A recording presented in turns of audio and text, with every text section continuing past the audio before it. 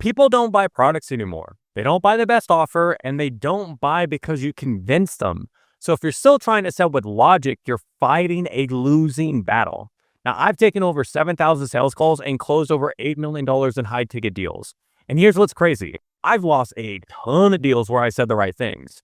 And I closed deals where I barely talked about the product at all. And that used to confuse me until I figured out what was actually happening when somebody decides to buy. And by the end of this video, you'll understand why your prospects stall, why objections really happen, and why some people buy even when the logic says that they shouldn't. So the first thing that we have to really dive into is understanding just the moment before somebody decides to buy. I'm sure you can think about in your own life, there's been tons of times where you weren't planning on buying something, but then you ended up pulling out your credit card. Or there have been a ton of examples when somebody's hopped on a sales call with me. They're very guarded. They're saying like, hey, I just want to see what you have. I'm not going to buy anything for 3, 6 months, a year. And by the end, they're going ahead and they're signing up and they're thanking me for helping them sign up and really short circuit what their plan is. And I can think about this for myself, right? One of the biggest pivotal moments that I had in my sales career was deciding to go ahead and move from my dad's trailer in Kansas, pack up all of my shit, and then move to Miami Beach into a small studio apartment. Now I'll dive into like why that was such a big shift for me, but understand the way that I did it was so far away from my plan. Logically, I had this plan. I had just gotten this sales job. COVID, world had entirely shutting down. I'm a young kid. I just graduated from college. I had barely any savings. So I was just going to stay at home with my dad, save up for 6 months, and then move down to Miami Beach and just have some money saved up in case anything went wrong. This is very logical, right? This is very logical. That did not end up happening. I ended up moving down there after a week of having this sales job, right? Like I packed up all my stuff and then I just went. And why did that happen? I ended up just searching on Airbnb for places to stay. And then I just kept picturing myself being down there and everything that would come with it. And it wasn't a logical based decision. The logical based decision would have been just, hey, staying in Kansas for another 6 months, save up my money, just be smart, make smart decisions. But I didn't do that. And I'm glad I didn't do that. But that's what this whole video is going to be about. What actually causes somebody to make uncharacteristic decisions, right? If they just made characteristic decisions they've always made, they're going to get the same result. But you're trying to help somebody make uncharacteristic decisions where it comes to they do something they've never done before. And in order to really understand how do you get somebody to make uncharacteristic decisions, you have to actually understand what goes through the mind of somebody before they actually buy, right? Like we understand the moment, now we need to understand what actually goes through their mind. So section 2 is what's actually going through people's brain before they go ahead and make the decision. So understand people are not sitting there and looking at all the specs and evaluating the product. They're more evaluating themselves. They're asking themselves, not consciously, but often subconsciously of, do I actually see myself using this? Will this help me become the person who I want to be? It's not so much about the product, it's about what the product helps you become. And does it help you become the person who you want to be in the time frame that you want to be it, right? So I can talk to myself, right? Like the decision of leaving 6 months earlier with absolutely no safety net going to Miami. Why did I make that decision? And this is something to where if you're introspective and you understand what convinced you, what made you make decisions, then you're in a much better position to understand other people because believe it or not, you're a fucking person too, right? So if you understand how you make decisions, you'll understand how other people make decisions. So I've sat and I thought about this. The biggest thing that really propelled me, and propels me quite a bit, is I am deathly scared of just being average, being the same. And the pain of that is so much greater in my mind than the pain of uncertainty, the pain of failure. So when I was sitting and I was thinking like, oh, play the safe route, because like this is always just shit that's put in your head of like, hey, just play the safe route. That pain of not playing the safe route and just failing wasn't that much for me because I'm like, I was 21 years old when I decided to do this. And I knew if I failed, it wouldn't be that bad because I would keep trying. But the pain of spending another 6 months and living with my dad, and I love my dad, but living in a fucking trailer park in Kansas was astronomical. Like, I saw a way out. And if I didn't take that way out, like, I knew it would fucking gnaw at me of just staying the exact same of who I was for another 6 months when there was an option where I didn't have to. And this is a big thing you have to understand is somebody who actually sees an option out, they actually see a viable way out versus somebody who doesn't see a viable way out. The person who sees a viable way out is going to be so much more motivated. And we'll talk about what actually motivates people later. But for me, because now that I saw this, I couldn't unsee it. I became obsessed with it. And once I became obsessed with it, it really just took maybe a few days for me to actually convince myself, book the Airbnb, and then I just packed up everything and I took off. I didn't really consult my girlfriend at the time. I didn't take her with me, and I just went. And I have no regrets. I'm absolutely grateful that I went, and it completely changed my life because it also allowed me to step into being a different person. You tend to stay the person who you are in the same environment. So if you want to change the person who you are and have different things, oftentimes changing your environment will help. And that's really what it comes down to. Like, people are not buying the offer. They're not buying what you're selling. They're buying who they become once they get your offer. If I'm thinking about this as an offer, okay, I bought Miami Beach, right? Because of like who I'll become in Miami Beach, being by the beach, having the sun, and being around a bunch of people who are looking to make more money versus who I was in Kansas, right? Not being around any of that environment. So you can think about this for what you're selling. You're not selling the offer. You're selling like who they become once they get the transformation, once they get the offer. It needs to be a bridge that helps them become the identity of who they truly want to be. Because you have to understand there are 5 hidden drivers that is going to propel anybody to go ahead and move forward. And after talking to over 7,000 people, closing $8 million in deals, this is the pattern that I've found. And it doesn't matter if you're selling B2C, B2B, you're talking to people at the end of the day, and they all have the same drivers. And depending on who you're talking to, one driver might be more important than the other, but they all have these drivers. So driver number 1 that we have to understand is escaping from pain. Now, I'm not talking about like surface level pain of like, oh, I'm just a bit overweight and I don't like it. I'm talking about deep-seated, ideally identity level pain. For example, if somebody's overweight, the real identity level pain is I'm not the father who I need to be the example to my kids so they live a healthy life. That is pain that somebody needs to run away from. And understand the offer that you're selling, it's not, oh, I'm going to help you do something. For these types of people who are primarily focused on escaping their pain, it's basically an escape patch for their pain. You're really helping them get rid of a really bad feeling that they don't like. But in order to help them, in order to position your offer as helping them get rid of a really bad feeling that they don't like, you need to actually understand what that really bad feeling is. And the only way you can truly understand what that really bad feeling is you have to actually, number 1, just listen to your prospect. And number 2, you don't want to assume or allow the person who you're talking to make the conversation that you guys are having come across as obvious. I can speak for an example with one of my clients who I helped within like a month go from 5K to 10K per month. Owen, it's on my YouTube channel. And one of the big breakthroughs that allowed him to make, double his income in a very short period of time was understanding this concept of every single person you talk to is going to be fairly unique. And the issue with most people, especially when you're diving into pain and understanding like what their pain is and what they're trying to escape, is they're very comfortable dealing with and probing into certain types of pain. Okay, so you push people into a certain type of pain rather than just listening to the person and feeding off of what they're actually telling you. He sold a biz op, right? So he helped people make more money in real estate. And once he started to not push people into conversations and actually just started having the conversations that he was having rather than what he wanted to have, one of the conversations that really sparked this in his head is this guy that he had talked to. His main pain was the fact that he wasn't making enough money that he could donate like $100,000 per month to like feed homeless children. It was something that was so out of the blue that he would have never thought about. And for this person who is an older gentleman, it brought him to tears, the fact that he wasn't able to do this. Like, he felt like he had a calling from God to really take care of other people, and he was falling short from that.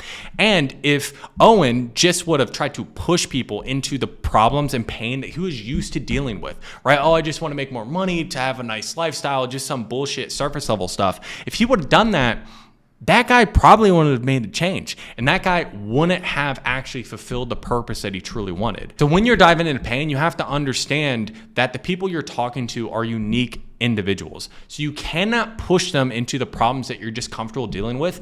Actually listen to their answers and dig into the answers. Ask open-ended questions to get them to expand on what's actually going on in their mind and why it's important to them. Now, driver number 2 is them becoming a future version of themselves. So understand, generally speaking, you're not selling outcomes, you're selling identity, like the person who they'll become once they have whatever it is, the outcomes that you're giving them. If you're gonna help them make more money, like who do they become when they make more money? Do they become a better father? Do they become more present? Do they become the guy who travels a lot and has more freedom, financial freedom? Whatever it is, there's an identity that they are chasing. Like for me, for an example, like what continues to drive me, because this is probably the biggest one that drives me now. Like earlier on in my career and just my life, a lot of it was pain and running away from things. But now it's like driving towards things. Like I just had a child, I'm married, and getting a lot more into just like my faith and my future. I'm really focusing on the person who I need to be, and like, what do I need to be making? Who do I need to become? And what type of actions do I need to have in order to achieve these things that I want, to where, when my daughter's growing up, she never has to worry about money, and being the father that can go ahead and just make sure that that is reality. Because I know if I don't make sure that happens, nobody's going to do that for us. So there's a vision of my future self that I am constantly striving towards. And you'll understand if people are mainly driven by this, by how they speak. So understand the way that somebody talks to you as a salesperson when you're on a sales call, it's the way that they also talk to themselves. So if they're just forward focus, hey, I want to do this, I want to have that, I want to do this, I want to have that. They're telling you that there's a future version of themselves that they are striving for. They're very forward focused. So what you need to do is you need to help them make that very, very crystal clear. And when I say crystal clear, it's because if that future version of themselves, if it's very vivid, if it's very clear on what that future version is and what that future outcome is, then the actions that are required to get there are so much more straightforward. It's very hard to run away from it. And you can think about this in your own life too. If you're not very clear on the outcomes that you want in life, your future version, like who you want to be and like what you're striving towards, the outcomes or the decisions that you're trying to make become so much more cloudy because, again, we don't really know where we're aiming. But if you sat down and I highly recommend anybody do this, right? Doesn't matter where you're at in your sales career, sit down and really try to understand, where do you want to be 6 months from now in detail, a year from now in detail, 5 years from now in detail. The decisions you make are so much clearer because, again, there's only a limited amount of options that are going to get you to where you need to be once you understand where you need to be. Same thing with your prospects. If you make it to where it's very clear, okay, this is where they want to be, the decision is they need to do something that they haven't done before in order to get what they haven't gotten before, right? So it becomes so much more clear in their mind and obviously in your mind as a salesperson on what they actually need to do. And when you actually find this and you make this future identity version of themselves crystal clear, you don't really have to fight with objections, right? It's very, very easy, very, very simple at the very end of the call, and they'll just go ahead and close without having any issues. And when you go ahead and you find this, future identity that they're really looking to become, and you find this future that they really want to strive towards, if you make it crystal clear, at the end of the call, they're not giving you objections. If they truly want that stuff and you make it to where they truly want it, it's crystal clear in their head, they can visualize it, which means they want to push forward towards it more, they're going to sell themselves. And if they sell themselves, that makes your job a lot easier. And driver number 3 is permission. Now, this one surprises a lot of people. I hear people talking about, okay, pain and then, the future pace, all that stuff. But what people generally don't talk about is there is a large subsect of people that are really hopping on sales calls and buying courses, programs, getting help because they really just want permission to be the person who they want to be. And you'll hear things like, hey, I've been needing to do something for months. I know I need to make a decision. And they know, and they've already sold themselves. There is just something that is causing them to be uncertain or causing them to be guilty about actually taking the chance on themselves and like diving front in. And you can think about this in like your life. Has there ever been a time where you wanted to do something, right? But because of the programming, how you're raised, whatever it is, like there's just like something that's more internal that's just holding you back. Like, why is that? And what people do is they'll reach out to other people who have done what they wanted to do. And basically they'll spend their money to just pay for permission. They don't even really go through the stuff. But because I paid money, therefore now I have permission to go after my dreams, my goals, my aspirations. And really with these people, you just have to let them know like, hey, it's okay to actually be the person who you want to be. It's okay to invest in yourself, and you should invest in yourself. And permission, a lot of people that you hop on the call with, yes, they're going to have pain and they're going to have the future version of themselves they want to be, but a lot of times they're also buying permission to step into that future version of themselves. Okay, driver number 4 is the fear of staying the same. People in general can tolerate a lot of pain. They can get accustomed to whatever situation that they're currently in. But if they actually think about them staying in their current situation, this causes so much more urgency. And I'm sure you can think about this on some sales calls that you've hopped on when somebody's been in a very painful situation for like the past 3 years. And that painful situation has not been painful enough up into that point to where they've actually taken any action. But if you sit there and you talk to them like, hey, what if a year from now you're in that exact same situation? Then you're going to have a lot more urgency to get that person to move. And I can think about this for myself personally, right? I have had fairly chronic neck issues for the past like 5 years. Okay. And I've spent over $50,000 like on my neck, different type of injections, chiropractors, coaching, like a ton of things, and nothing really has ever fixed it. And once I moved to Vietnam, I can't really see any specialist here. And I just got accustomed to just living my life and structuring my life around my neck issues to where it's like, hey, I don't sit up for that long. I live my life where I don't go out that much, to where I don't have to stand up, sit up, to where I can just deal with my neck issues and I can be accustomed to that level of pain. It wasn't until I got this here, which is a Whoop. And what the Whoop does for you is it gives you all your numbers. And one of the big numbers that I looked into was HRV, heart rate variability. Now, for somebody who's my age, who works out as much as I do, like I go on walks every single day, my HRV on the low end should be around 60 to 70. My HRV sits right now between 20 to 35 on any given day, just depending on how well my body is actually recuperating. And once I actually looked into it in terms of what low HRV rates actually do long term and the health issues you can fall into long term, it wasn't until then that it finally clicked in my brain that, yeah, I mean, I've been trying to solve this for the past 5 years, but taking my foot off the gas these past 6 months has been detrimental. Now, again, I'm going back to the US, I'm flying out in a few days, and I'm going to be throwing everything I can at my neck because I know the pain, if this thing stays the same, I'm going to probably die young and not be there for my daughter, for my wife the way I need to. Like, my wife is Asian. She's going to live until she's 100 years old at least. Like, I got to keep up with her a little bit. I can't be like, the average tall white guy who's like dying at like 65. I have to live to my 80s plus, right? So it wasn't until I actually mapped out like what it would be like in the future if I actually didn't change this. A year goes by, if this continues, if this problem gets worse,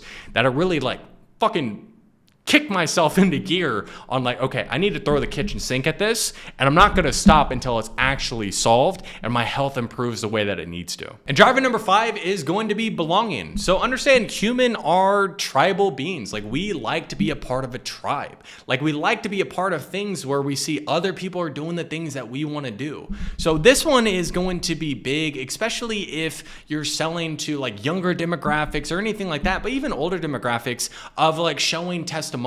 This is something that you really need to make sure you're doing before the call, but you just want to show that there are people who are like them that are doing the things that you're trying to sell them. And this will also help somebody hop on the call, be a lot more open to what you have to say. This more has to do with pre-call process and just making sure that, you know, you're sending the right information. I always call it indoctrination material. You should be trying to indoctrinate every single person you talk to be as much of a laydown as possible. And the number one thing you can do to do that is you want to lead into belonging. You want to lead into the tribe.